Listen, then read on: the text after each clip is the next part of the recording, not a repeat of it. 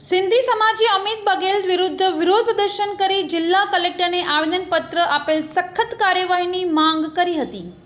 આ વિરોધ પ્રદર્શન 26 ઓક્ટોબરના રોજ છત્તીસગઢ ખાતે અમિત બઘેલ દ્વારા સિંધી સમાજને અને તેમના ઇષ્ટદેવ ભગવાન ઝૂલેલાલ વિરુદ્ધ કરાયેલા અપમાનજનક અને આ અક્ષોભનીય ભર્યા નિવેદનના કારણે કરવામાં આવ્યું હતું। સમાજના સભ્યોએ અમિત બઘેલ મુર્દાબાદના નારા લગાવ્યા હતા। अमित बघेल मुर्दाबाद, अमित बघेल मुर्दाबाद, अमित बघेल मुर्दाबाद, अमित बघेल मुर्दाबाद। हिंदी एकता।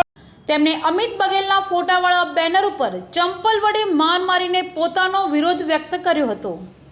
છત્તીસગઢ જોહાર પાર્ટીના અધ્યક્ષ અમિત બઘેલ દ્વારા વિડીયો બનાવીને રાયપુરમાં તારીખ 26/10/2025ના રોજ સોશિયલ મીડિયામાં વાયરલ કરેલ છે, જેમાં સિંધી સમાજના ઇષ્ટદેવ ભગવાન વરુણદેવના અવતાર તેમજ જનમાનસની શ્રદ્ધાના પ્રતીક શ્રી ઝૂલેલાલ ભગવાન માટે પાકિસ્તાની સિંધી મનના અને મચ્છીવાળા ભગવાન કહીને અપમાનજનક અવિરત ટિપ્પણી કરી છે અને સિંધી સમાજને પાકિસ્તાની કહીને સમસ્ત સિંધી સમાજનું ઘોર અપમાન અમિત બઘેલે કર્યું છે, જેમાં સમસ્ત ભારતના સિંધી સમાજની સાથે ભારતના કરોડો ધર્મપ્રેમી નાગરિકો અને લોકોની ભાવનાઓને ઠેસ પહોંચાડી છે। છત્તીસગઢ જોહાર પાર્ટીના અધ્યક્ષ અમિત બઘેલ દ્વારા છત્તીસગઢ રાજ્ય સહિત સમગ્ર દેશમાં સામાજિક એકતા અને શાંતિ ભંગ કરી ભાઈચારાની ભાવનાને દુભાવવા તેમજ ધાર્મિક અને જાતીય અશાંતિ ફેલાવવા લોકોને ઉશ્કેરવાનો પ્રયાસ કર્યો છે। છત્તીસગઢ જોહાર પાર્ટીના અધ્યક્ષ અમિત બઘેલ પર તરત તેમજ કાયદાકીય રીતે FRI નોંધીને તેની સામે યોગ્ય પગલાં લેવા સમસ્ત સિંધી સમાજે કલેક્ટરને નમ્ર વિનંતી કરી છે।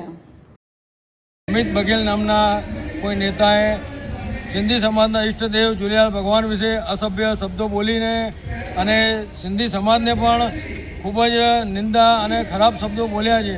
ते बदल सिंधी समाज खूब ज आखा भारतभर में रोषे भरायेलो छे अने दरेक शहर में कलेक्टरों अने अधिकारीओं ने आवेदनपत्र आपी अने न्यायनी मांगणी करी रह्या छे।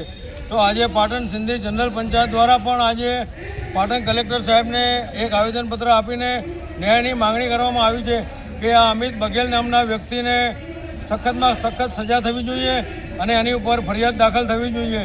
तो आज आ अमारुं नहीं पण आखुं भारत देशनुं अपमान छे, दरेक समाजनुं अपमान छे। आने एवी सजा थवी जोईए कि कोई दिवस कोई धर्म विषे कोई नेता कोई कशुं के कोई पण व्यक्ति बोलवुं ना जोईए।